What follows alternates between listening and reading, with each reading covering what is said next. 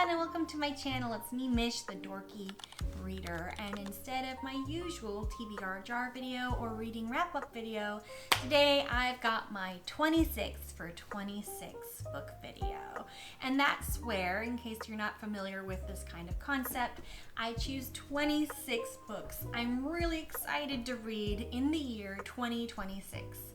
So I am literally surrounded. There are piles of books all around me. And so I know this is going to be kind of a longer video, so I'll try to keep it short. I'm going to go briefly over each of these books a little bit and explain why I'm so excited to read them. Okay, no particular order.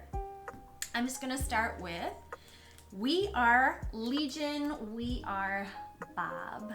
This book was given to me by, I believe, my son or my daughter, one of the two at Christmas. Sorry, kids, my brain is a little scatterbrained. But I'm really looking forward to reading this book. It's a sci-fi book, in case you couldn't tell. And basically, someone has cryogenically frozen themselves in hopes to awake to a future utopia where they can cure disease and everything's wonderful. I'm not exactly sure. But instead, he wakes up much, much later in the future, and his rights as a cryogenically frozen head have been taken away. And so they've taken his consciousness and implanted it into an AI and sent him off into the universe in search of some habitable planets. So he's basically an AI at this point. I'm not exactly sure where it goes from there. I know there's going to be some kind of space war, some kind of fun AI stuff, and supposedly it's really funny, and I'm looking forward to it. Okay, next book. This will be no surprise to anyone who's watched my channel. Probably one of the number one books I keep telling myself to read and never do is Best Served Cold by Joe Abercrombie. This is the first of 3 standalone books that are set between why can't my brain think of the name of this series for the Blade itself? And then The Age of Madness, which is the other trilogy set after these books. And I've heard so many good things about The Age of Madness, but one thing is sure, I need to read these 3 standalones first, and so I need to get through them. Not that I need to get through them, they're gonna be fantastic, but now that my kids are in school, hopefully it'll give me some time to put this on my TBR and read through it, because I really want to soak it up. I don't want to just be distracted halfway through, because right now where I'm at, I read like 5 pages and I have to stop, and I read 5 pages and then I have to stop and do something. So that's not the kind of environment I want for this book. I want to be able to just sit down and take it in. Anyway, Joe Abercrombie is one of my favorite authors. His characters are so unique, and their inner dialogues, their conversations with people, everything, it's so well thought out. Like he does such a great job with characters and character building, and then he doesn't skimp on plot, which really helps. So if you're really character driven like I am, and you want to know people and you want to feel their feelings, and you also like dubious characters who are a little bit on the gray morally, Joe Abercrombie is a great writer. He does focus on grimdark. Some people call him the king of grimdark fantasy. I'm not sure like what all that's about, but he is fantastic. He's my favorite author so far. Okay, so just grabbing another one off these stacks, I also have Emily Wilde's Encyclopedia of Fairies. And this book is a romance. However, it's a little bit set up differently. I believe I've heard that there's kind of set up like journal entries, or that she's kind of like this professor or someone studying fairies or something. And I'm not exactly sure how it goes about, but I've heard so many good things about this romance. And I feel like what I have heard really, I think, feels like something I would enjoy. It is a cozy, which I don't always enjoy, but the way it's set up and the way it was described to me, I feel like this is one that I'm going to actually really enjoy. Okay, next I have Mickey 7 by Edward Ashton, and it's a little confusing because on the cover it says Mickey 17, and I have a feeling that has something to do with like maybe the movie title, because this is, I think, the movie cover of this book, which I don't normally get, but I was interested in the story. It sounds really interesting. So basically, Mickey 7 is this expendable kind of soldier in a sense, like they're doing something and there's dangerous missions involved, and every time a Mickey dies, he is uploaded back again into a new conscious, in a new body, and basically like goes from Mickey 1 to Mickey 3. Like every time it dies, a new Mickey is born. Well, at this point, something happens. There are two Mickeys, Mickey 7 and Mickey 8, and in order for them both to live, they have to keep it a secret or something, because I believe only one Mickey is allowed to live at the same time, or something along those lines. So Mickey 7 tries really hard to not die, because if he dies, it'll be bad for both of them. I'm not exactly sure. That's like what the back kind of said to me. But it sounded really exciting and interesting. And also because there's a movie coming out, it gives me the incentive to really want to read this. And I just love sci-fi, so yay, that's another one. Another one on my 26 for 26 is The Will of the Many, and if you can tell by the bookmark, this is one I am currently reading. It's my first of these books that are on my list. I haven't gotten very far, but I'm probably like 130 pages in. Anyway, The Will of the Many focuses on this character named Fizz. He is a young man, and without sending too many spoilers, he has kind of a past that's hidden, and in this world, people are controlled, or there's this magic or whatever called will, and the higher up you are in the hierarchy of things in this land, then the more will you receive, and you don't have to give as much. It's kind of set in an ancient Roman type of vibe, but with a weird sci-fi or magic fantasy elements interwoven into it. My description makes it sound really bad, but it honestly is really good and really, really well written from what I've read so far. And I can see why so many people put this on their top favorite fantasy of last year already. And I haven't even gotten to like the really intense stuff yet, so yay. There's a bit of a mystery involved, I think, and then there's some stuff going on, and I'm excited to see where it all goes. I don't know much because I haven't read it all yet, but that one's on the list. Okay, next. I also have The Well of Ascension. This is book 1, 2, 3, 4, 5. This is my 6th book I'm showing. Okay, good. We've got a while to go. The Well of Ascension, which I think most people who are readers know, is book 2 in Brandon Sanderson's Mistborn trilogy.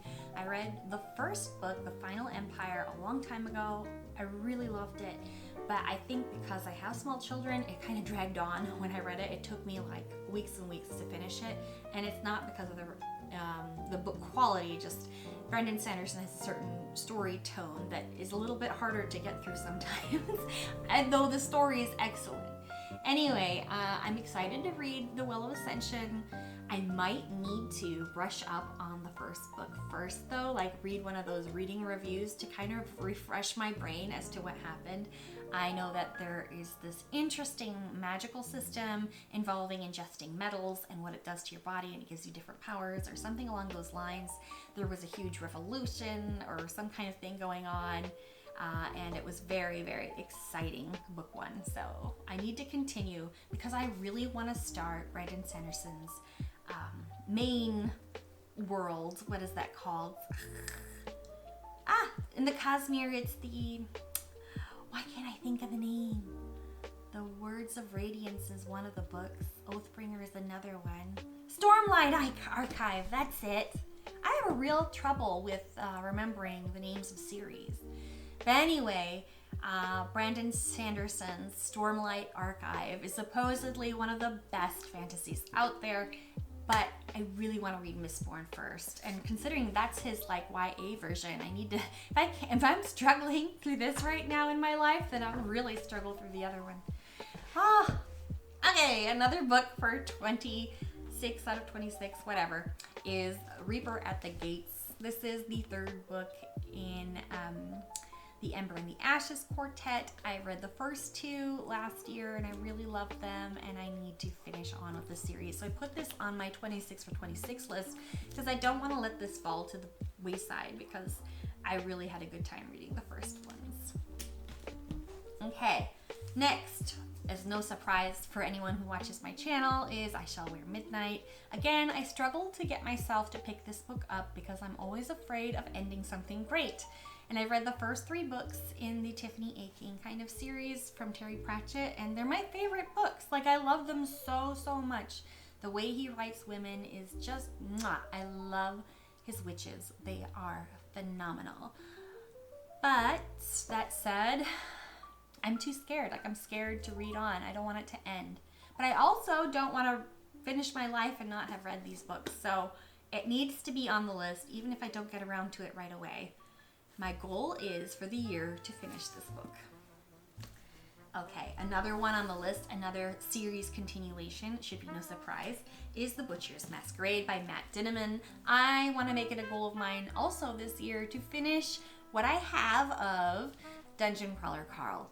And I know he's not for everyone. This book is great for people like me who are video game players or love D&D or are really excited about reading dungeon crawling type scenarios, but it's also filled with lots of humor, crude humor, wild out there scenarios that are very unbelievable but really fun if you just let go. And I love it. I love Dungeon Crawler Carl, and I love Princess Donut, and I love all the characters in this world I've met so far. They're so funny. There's this one goat character. I just love the goat character. I want more from him. Okay, so there's that. Next I have The Golden Sun by Pierce Brown. Obviously this is book 2 in the Red Rising series, and I'm really excited to get back into it. Book 1 was good, but it wasn't, like, for me, the greatest book of all time. However, I've heard from many sources who have similar opinions about book 1 that books 2, 3, and so on, they're all incredible and they get better and better. So that being said, I am really excited to pick this up and start my Red Rising journey. And I have The Poison Song, book 3 in the Winnowing Flame trilogy. Is that all it's called? The Winnowing Flame trilogy? Boy, I'm really bad with series names. Anyway, this world is so well thought out and so unique. It's like a perfect blend of science fiction and fantasy, like heavy high fantasy, but also sci-fi and some really interesting, creepy, wonderful creatures. If you liked, what's that one Studio Ghibli movie? It kind of reminds me a little bit of it, not entirely, but there's this one called, she's a girl, she flies on the little glider, and there's a big bug. Why can't I think of the name? I'm gonna look it up. It's Nausicaa of the Valley of the Winds.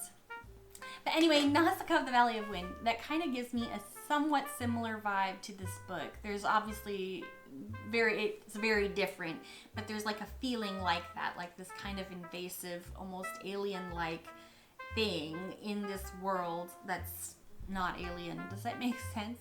But anyway, the characters are fantastic. Their dialogue is fantastic. The overall arcing story is fantastic. The history, because there's a lot of history involved in this from their world, is so cool. It's truly a remarkable fantasy, and I think more people should be reading The Winnowing Flame. Okay, so next we have A Drop of Corruption. That's another sequel. I think that's the last sequel on these stacks here for me that I plan on reading.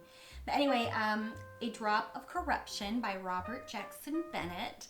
And it's like a Sherlock Holmes meets Attack of the Titans meets some kind of planty, weird sci-fi thing. Murder mystery, which sounds weird, but is actually really great. And again, because I'm a character-driven girly, the characters take the front seat, especially Anna, who is this really wild, really quirky, older woman who solves mysteries. She's like the Sherlock Holmes. And you have a straight man, and he's not really straight, but I mean, he's like a straight guy, like as in the, that kind of stoic face, the Watson, and he's basically helping her out because she's antisocial. And he goes around and kind of does her bidding, and it's really fun. It's a really, really great series so far. Book 1 was fantastic. Everyone says book 2 is also fantastic. There's this overall arcing mystery that I'm really curious about finding out, like the origins of these giant titans and where they come from and all this kind of stuff. Anyways, really good. The world is really unique, and I think most people, even non-fantasy readers, probably would have a good time reading this one. Or the first one, A Tainted Cup. You know what I mean. You know what I mean. Sure. Well, that's not the right stack. This is the stack. Here we go. The next on my list is Empire of the Vampire. I chose this book to put on my list because, one, I really enjoyed the Illuminae Files, which is a combination of Jay Kristoff and Anne Kaufman. Anyway, they wrote that book series together, and I really, really enjoyed it. And also, I've been kind of in the mood, because I haven't in so long, to read a good vampire fiction. And I've heard lots of really good things about Empire of the Vampire. It's very popular for a reason, and I'm going to put my faith in Jay Kristoff that he's writing a good book for me. Okay, next I have A Man Called Ove. I don't know why I always say Fredmick first. Frederick Bachman is supposedly a fantastic writer. I have not yet tried any of his books, but most people that have read his books get very moved and emotional. But the weird thing is, I also hear that these books are supposedly funny, which is what really turns me on to them in the beginning. But I'm looking forward to something like that. Apparently he has a really good way of seeing people for who they are and kind of putting them onto the page that people can relate to and kind of laugh with and also apparently cry with. So I don't know, I've heard a lot of really good things about this author, and I'm curious. So he is on the list, A Man Called Ove. Okay, this one is, hold on, let me pause for a minute, my cat wants in.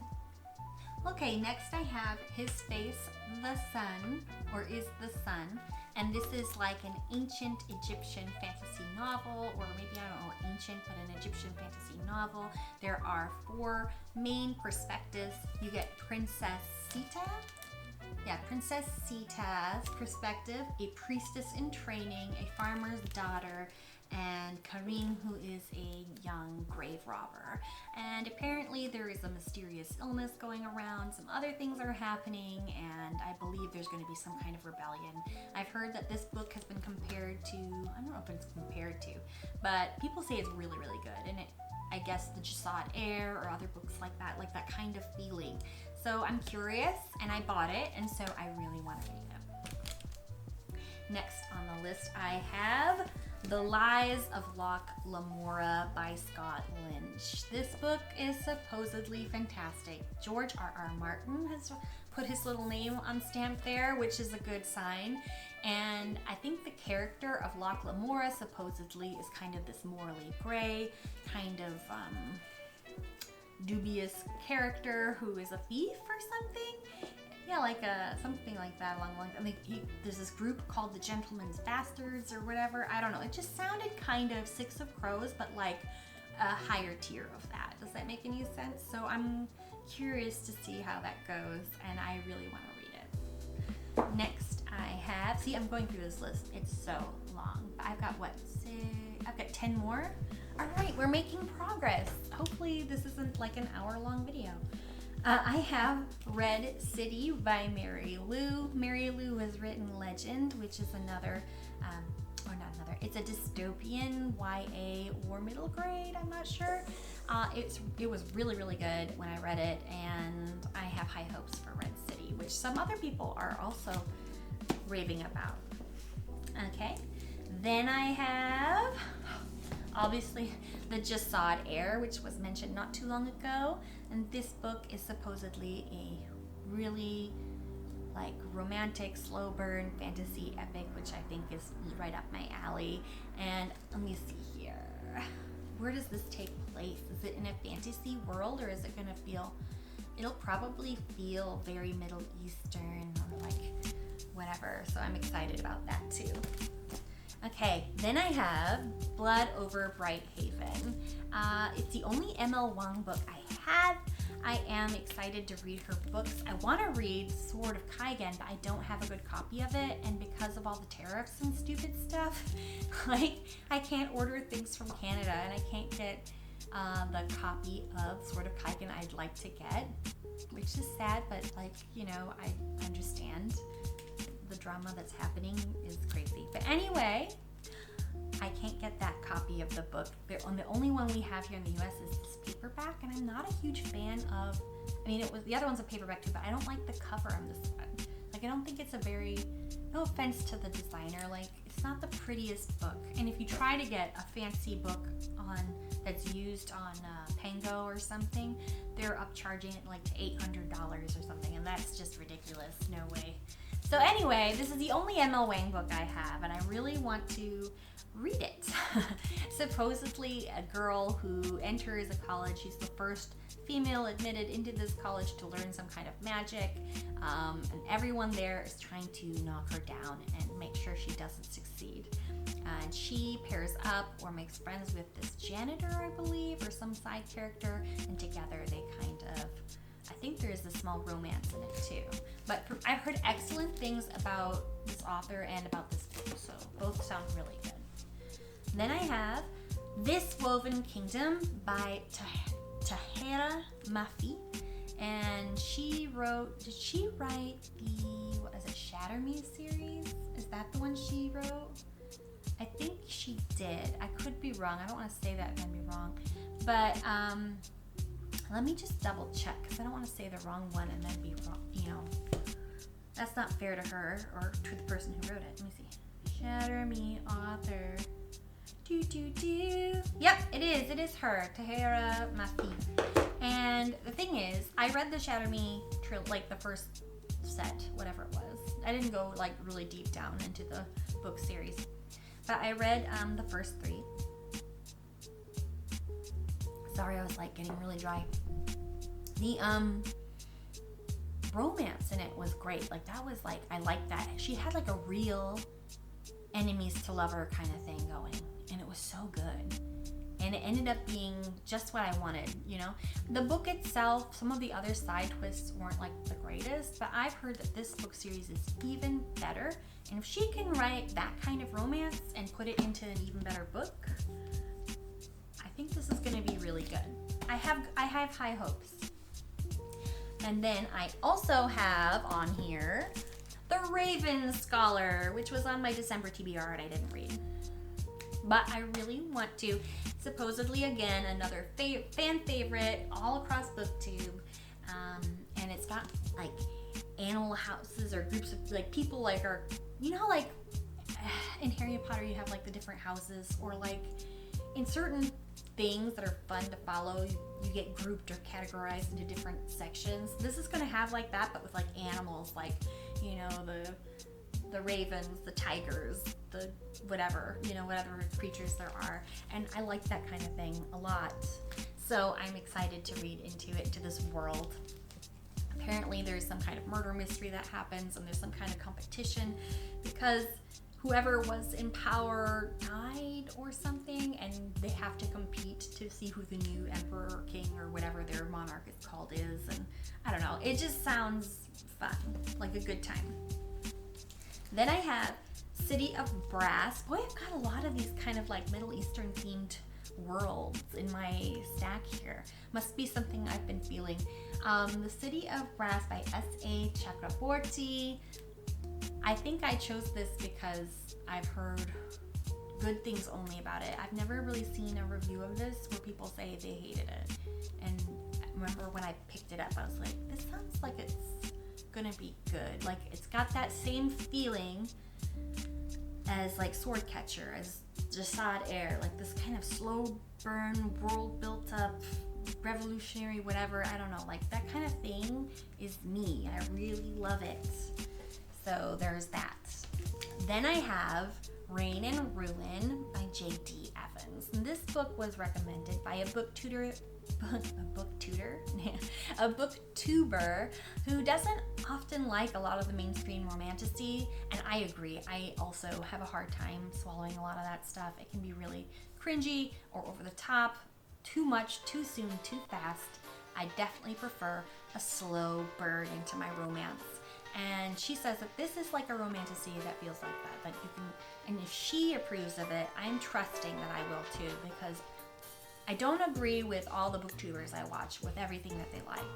But like in certain areas, when it comes to romance, I trust her. So I'm gonna choose Rain and Ruin, a book that would have gone completely under my radar had I not watched her video about it.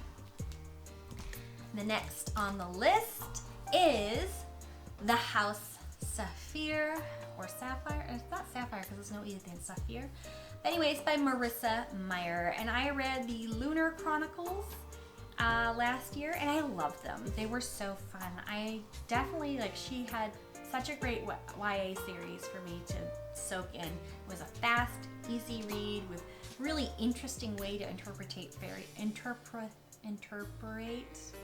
Boy, I'm tired.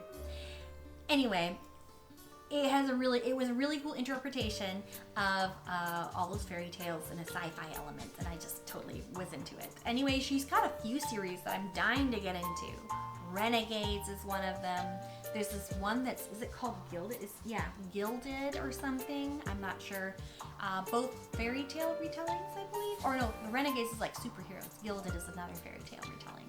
But anyway, this is her newest book, and I am very curious about it. His evil spirit lingers, and his is hungry to kill again. Some claim that to this day, LeBlu's sinister laughter can still be heard echoing through the halls of the mansion, and every year on the anniversary of his death, the fountain where he was killed runs red with blood. Ooh, the last two books, we're getting there. We almost made it. I know this is long. One is called The Road of Bones by Demi Winters. I've seen the covers of these all over. She's got apparently like a third book out already now. Or maybe I just saw it online. I don't know. But anyway, I remember thinking that the story sounded really good.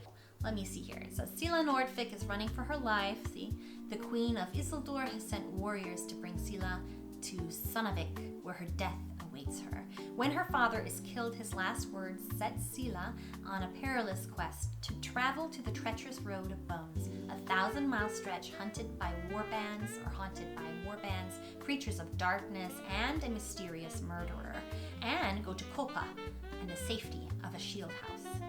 After barely surviving the first stretch of the road, a desperate Sela sneaks into a supply wagon belonging to the notorious Blood Axe crew. To make it to Kopa, she must win over Axe Eyes, the brooding leader of the crew, while avoiding the wolf, his distractingly handsome, of course, right-hand man. All the while, the Queen's ruthless assassin hunts Sela obsessively. Will Sela make it safely to Kopa, or will she fall prey to the perils of the Road of Bones? See, I did read, and it wasn't too bad. Maybe I should do that more often. Okay, anyway. Sounds really good, and I'm excited about it. And the last, oh my goodness, we finally made it. The last book for my 26 books of 2026 is Leviathan Wakes by James S.A. Corey. This is a science fiction staple for a lot of people. The show The Expanse, I believe, is based off of this book series, and so many people have said it is absolutely phenomenal and they love it. So I'm going to be on board and try my hardest to read this, because I've been putting off watching the show specifically because I haven't read the book first. And I always want to read the book before I watch any type of film adaptation, because if you try to read something that you've already watched, I don't know if you've ever done that, it's really boring. And I don't recommend it for most people. That's not the way it should go. So read first, watch later. And it's still enjoyable when you watch a film after you've read the book. You can still enjoy it that way. Anyway, I can't believe I did it. That's 26 books that I own that are on my shelves that I haven't even read yet. There are more too. I am crazy. Apparently, I am a book addict. a book shopping addict too. I need to stop. Ooh. Anyway, I hope you enjoyed my 26 for 2026. And yeah, I guess I'll see you later.